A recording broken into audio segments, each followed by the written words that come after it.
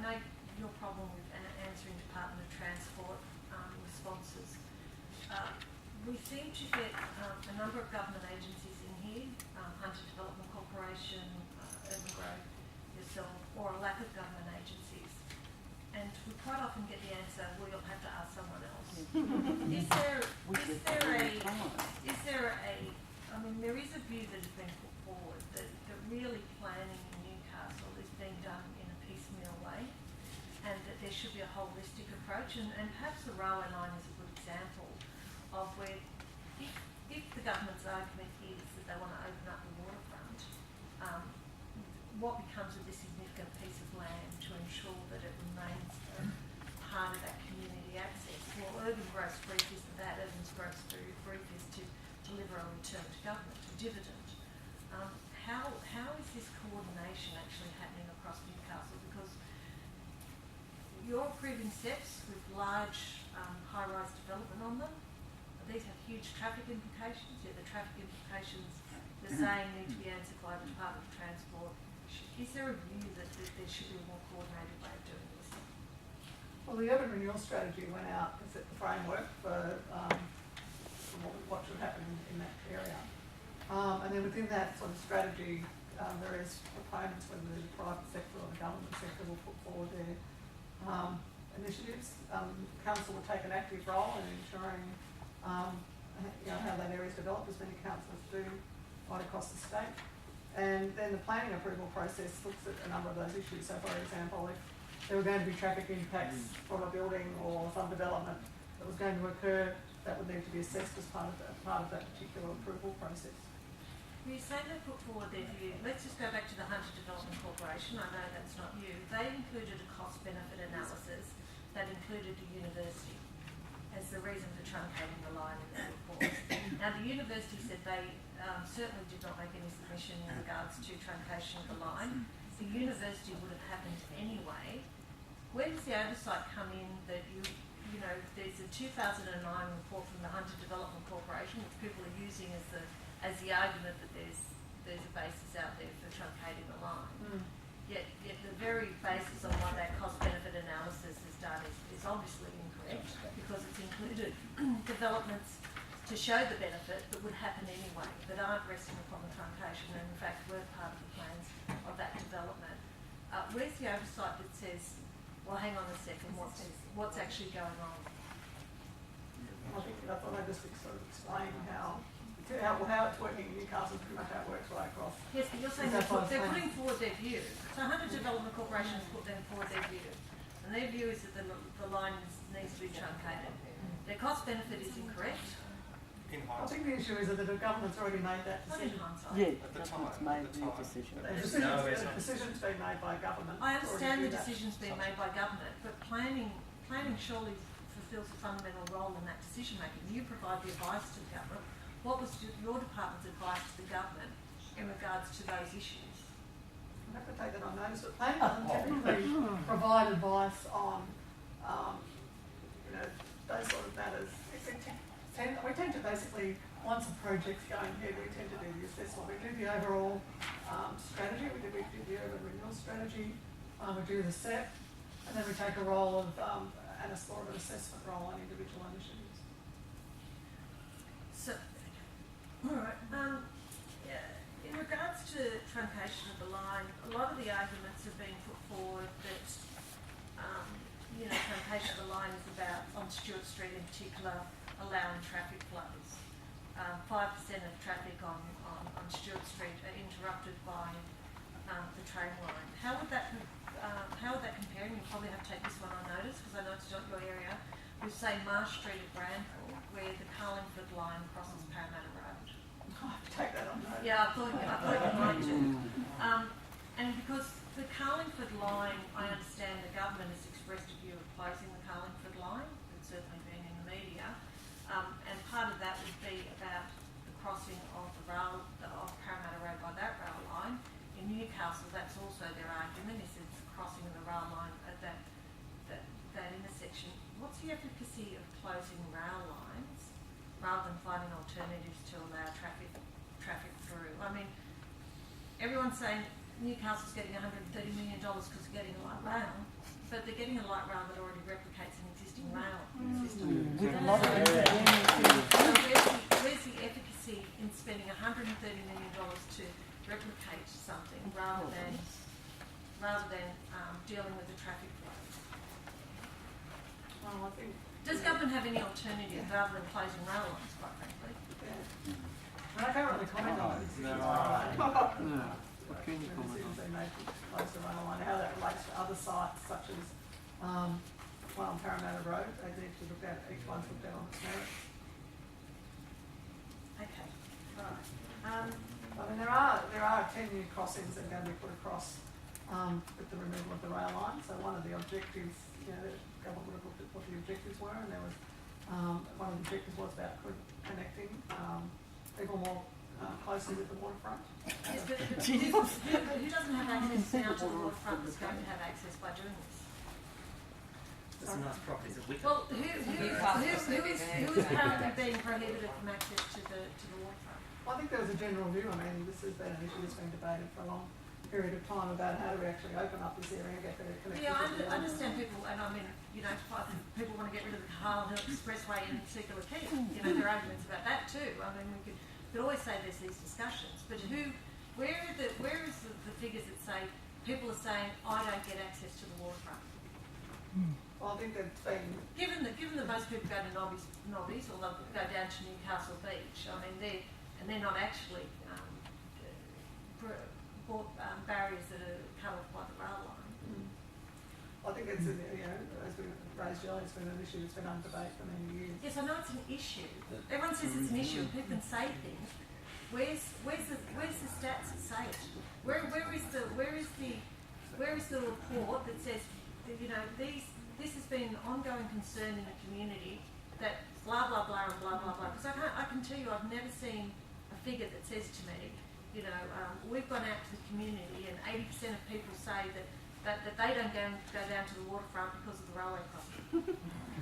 The strategy, the urban renewal strategy, is to reconnect with the waterfront and increase permeability. So it's not blocked off now, but by creating 10 new connections, it will increase permeability, walkability, and access to that area. But who is going to do that? And that will increase development opportunities in the area, and that will increase Development opportunities. for Okay, people so to let's connect just, through. alright, so we'll follow the logic.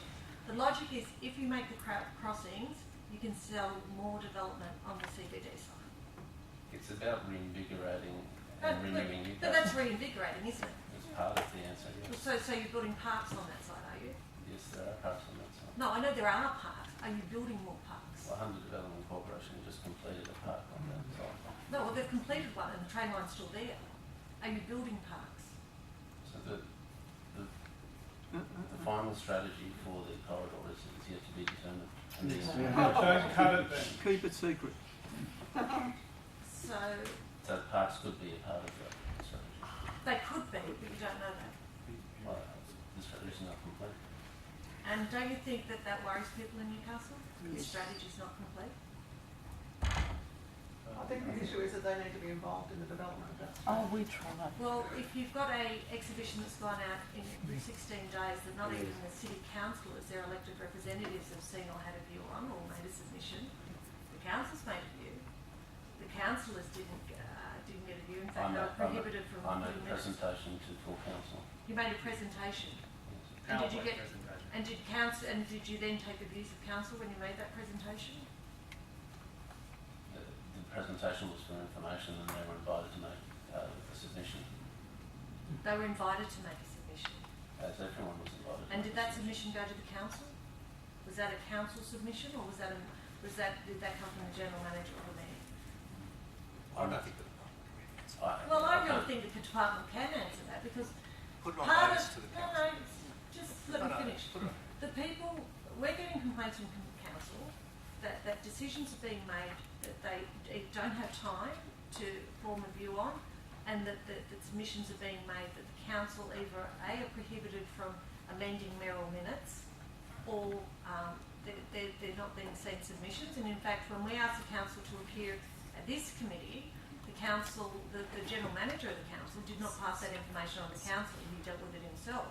how do you know what the views of the councillors are?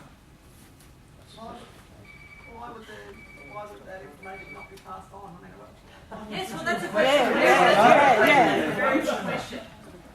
Yes, we'd like to know that as well. Unfortunately, the general manager, despite numerous attempts for us to get him here, including teleconferencing, a number of dates, has been unavailable to tell us.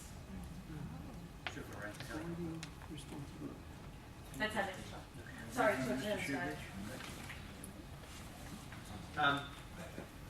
Ms. McNally, before you make a city changing decision, such as ripping up the railway line, surely good planning would suggest you would have an answer about what you wanted to do with the corridor before you do that.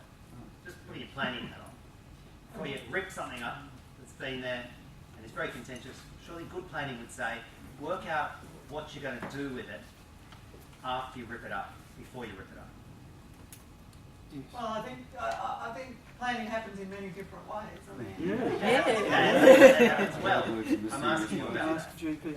I think the general view was that there's a need to revitalise Newcastle. Who's on it? We like it. And that the rail line was impacting on that ability to be able to engage on what the opportunities were for that particular sector. But you tell me, and Mr. O'Brien tells me, that the government doesn't even know what it wants to do with the corridor. All it knows is it doesn't want rail, doesn't want trains there. How can you assess what's best for the city, the current arrangement or some future arrangement, unless you know what the proposed future arrangement is at the time you make the decision? Well, I think that basically that area is identified as somewhere where there can be a whole range of uses. So urban growth could very easily want to put a whole lot of commercial development on it and retail development on it. I'd have to get approval for that. If they decided that they saw as sufficient, they'd have to get approval. They could convince your department to write a proposal to the minister to sign off for a SEP, to change the planning controls, to put a whole lot of commercial and retail on it, couldn't they? I don't know about the comment about convince our department. Our department looks at the facts. Well, would you be surprised to know that an internal briefing note from handover sheet from Julie Rich of Urban Growth had this to say about her organisation's relationship with the Department of Planning as recently as February. She said, agreement has been reached between Urban Growth New South Wales and GPT that the project, here the East End project, be accelerated. The timeline to submit the Master Plan DA is presently end of March 2014. The latter is placed in jeopardy the longer the re-exhibition of required changes to the proposed LEP. We are not able/willing to submit a DA that is not conforming to the planning framework. GPT are aware that the end of February target may not be achieved due to delays with DPI. They are relying on Urban Growth's relationship with DPI to manage this risk on the project's behalf. Does that trouble you? That Urban Growth is saying they've got this special relationship with your department to manage risk? I'd have to take that on notice and have Smoking gun. Maybe we could provide. Well, I'm happy to provide you with a copy of that document on notice. I'm happy. Don't you see that it really stinks from an outsider's perspective when you've got one government agency with a close relationship with the Department of Planning advocating for such a short exhibition period to deliver them such a windfall? Don't you see how that stinks from an outsider's perspective? We do. Concept of bias. To offer my opinions on something I don't have all the facts for. Well, Mr. O'Brien, you were there throughout this time, weren't you? I've been at the department for a year. So, what submissions did you get from Urban Growth about the exhibition period? As I said before, we had a meeting with Urban Growth prior to exhibition where they presented their proposal. Can you provide us with the documents that Urban Growth presented to you? All those documents were placed on public exhibition during the exhibition period. Was there any communication between Urban Growth and the department apart from the documents that are seen on public exhibition about this? In relation to this matter? Yes. I meet with Urban Growth regularly on a range of matters, but with relation to their proposal, they provided a suite of documents which we put on public exhibition and which we But assessed. then they spoke to you about it, Mr. O'Brien, didn't they? They spoke to you about it and they said, we want a short exhibition period because there's risk to us, financial risk to us, if there's a longer exhibition period.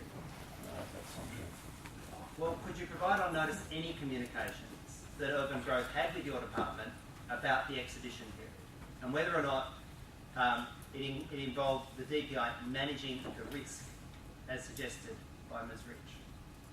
I didn't take that on notice, but I don't recall any occasion where Reverend Grove asked for or spoke about the exhibition period. That was a decision made internally in the department. Who made it? As I said before, it was ultimately a decision made by the Director General at the time. Well, could you provide us with the briefing documents that the Director General had? I've said before, I'll take that on notice. Ms. McNally, in 2012, there was a briefing note provided to the then Minister, Brad Hazzard, which attached a letter from Jeff McCloy.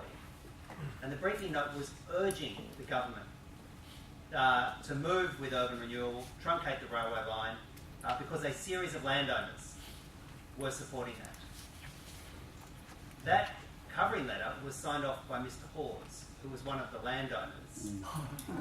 What do you make of that, given there was no identification of his conflict of interest in the communication he provided to your former minister?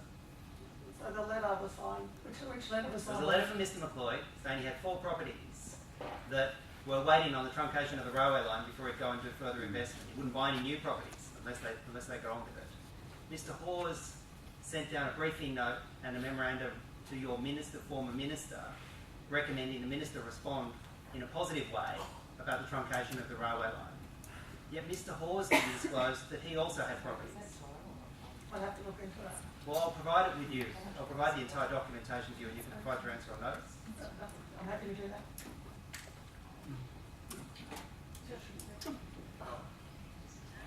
Just to clarify this issue of the light rail, did you take notice the proposed time frame for the commencement and the completion of the light rail in Newcastle? That will do. You don't have the answer now, get No. that from somebody. The other matter that has caused concern is that the lack of consultation. I noted in your submission under Transport New South Wales, it says they had a regional forum in April 2012 with 100 members of the community. It seems as if there was not sufficient consultation with the community, and that's why we're having such a reaction to the truncating of the railway line and so on. It's not something which the Newcastle community and the regional centres are happy with, as to why that wasn't picked up in those original consultation meetings. There was a thought that the people who were invited to the consultation meetings were from a certain part of Newcastle that weren't particularly worried about it, from Merriweather and so on. You know, you could stack the consultation with people from a certain area who had no objections to the railway line being truncated. So is there a question? Yeah. Is that good process? Big question. You think it was adequate consultation with the wide range of residents from Newcastle and the surrounding country areas who were using the railway line? Well, I think there's been consultation in a number of ways over a long period of time. There have been different views come out of that consultation. I know that there was a survey undertaken in 2009 and 67% of those people that were involved in the survey supported the termination of the rail line. That's the very survey the Chair just asked you about. That's the very survey that the Chair just asked you about. It's based on a certain region of Newcastle, we Right. understand. Merriweather, in other words, people who are not particularly worried about the railway line. Well, I have information that the survey was undertaken and what results were, but I haven't got any information with me on the methodology. Yeah. I'd have to look at the methodology, the form of view. There's been evidence cuts down on it. It's contested. And if you could take on those, perhaps to dig the file out and have a look. Review the methodology. Perhaps we could send the Yeah, I evidence think we that's should. been provided to you. I think that's the right thing to do. But if you can take on notice the actual method of that survey, which the government appears to put a lot of weight upon that survey. I'm happy to take that on notice. We'll move on. Cheers. Thanks. Well, we've heard all the doom and gloom stuff. Can we just run through what are some of the benefits that are expected out of the renewal strategy? Newcastle, I've been going there for a long, long time, and it's certainly getting better all the time. Very interested to know what's really the objective of this strategy.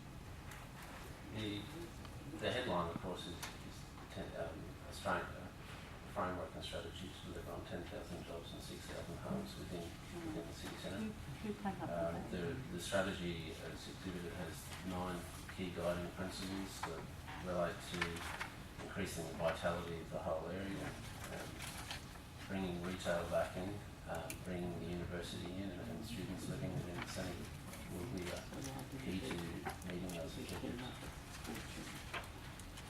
The amendments to the planning framework will promote activity, development and well-located land uses. There will be physical improvements to the city's key public spaces. There will be economic initiatives that will support the urban renewal and actions to improve transport access and connectivity to and within the city centre. Do you have any estimate in there of the economic benefits and multipliers for what's expected from the strategy? I believe that's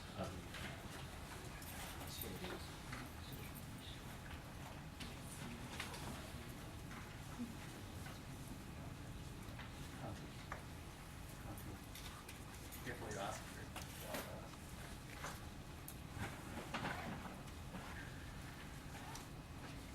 I don't know that. Apparently not. Okay. That's fine. So 10,000 new jobs. Do we know what's the current employment numbers in the city of Newcastle? It's 10,000 principally. Yes, that's a long-term vision to increase the CBD uses within the West End.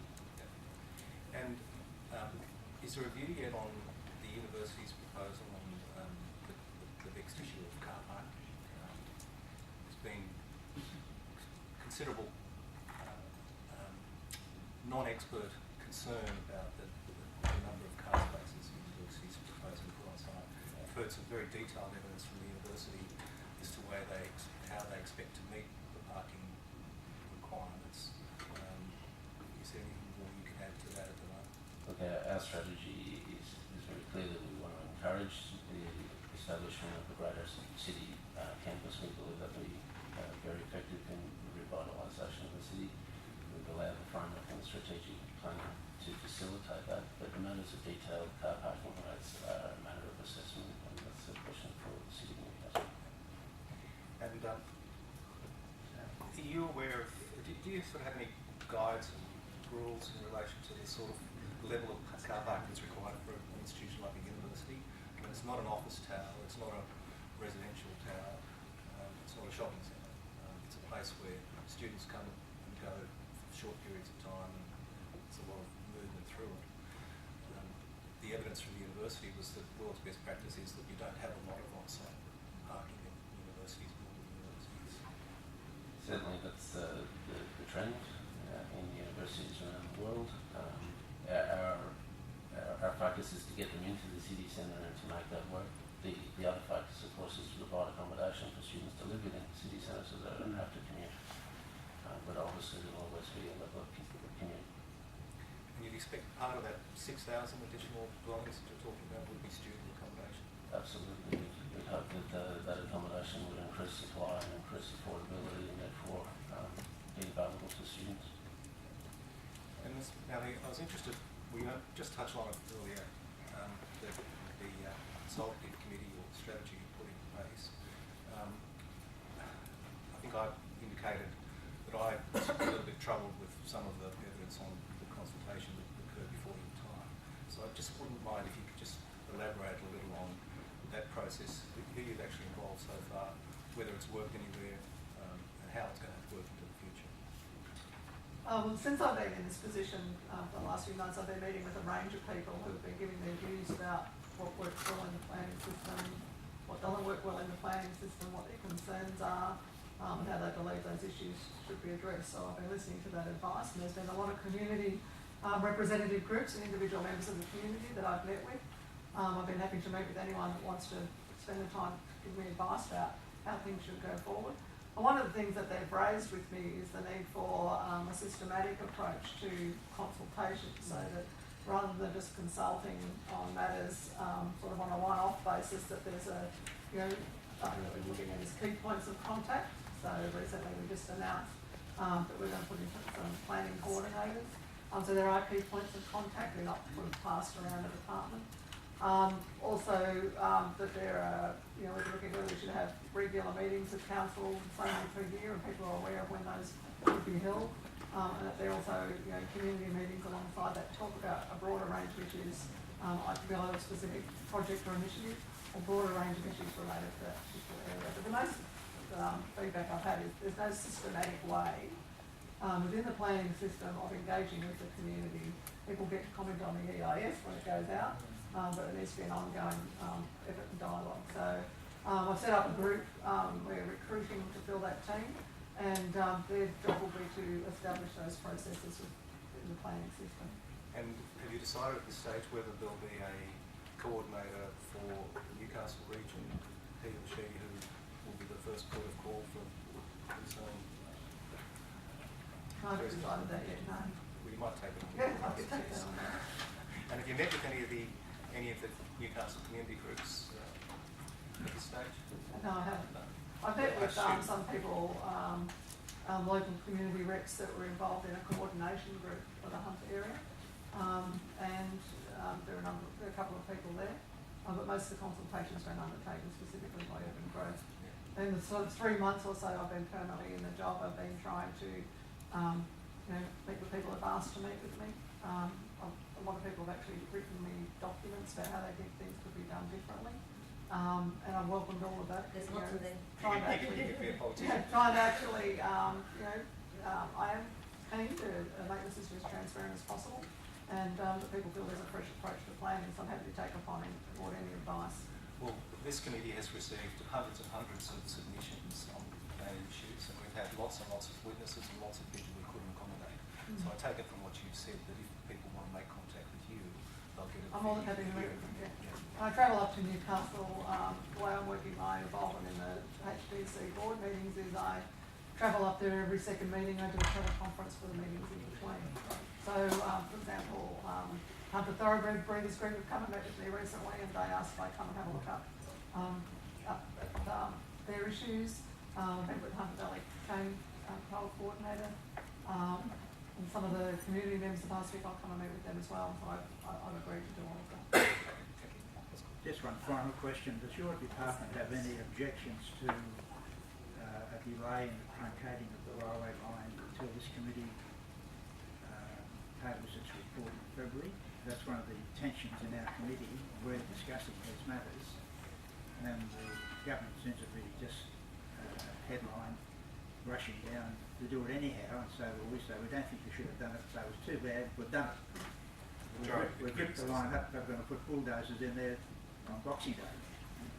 But the role of government departments is to serve the government of the day. So if the government's made that decision, the role of government departments is to implement the government's decision. So I couldn't really make a comment other than that.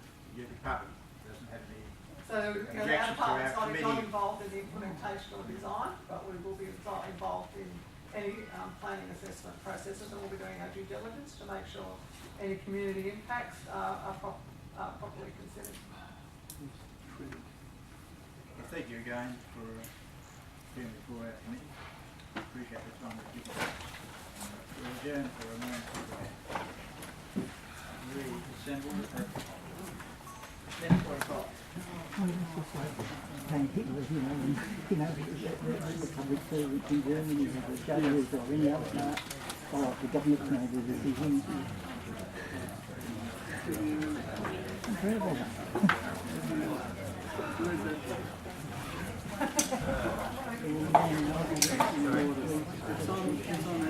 I